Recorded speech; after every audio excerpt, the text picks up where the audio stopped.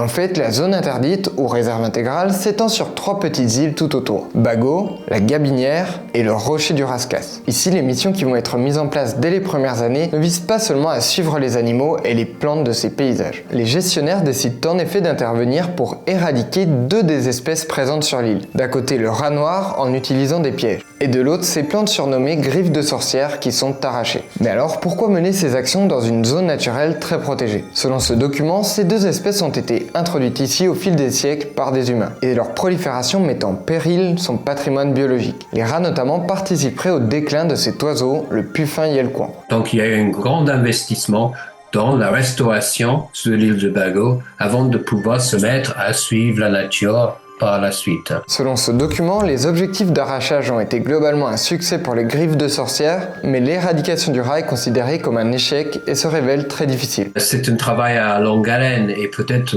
un travail quasi permanent de maintenir ça jusqu'à ce qu'une vraie dynamique naturelle s'impose et que les espèces naturelles prennent plus de place. En parallèle de ces opérations, des suivis d'autres espèces montrent que des plantes sauvages de l'île connaissent alors une régénération et que certains oiseaux et reptiles connaissent également une évolution favorable.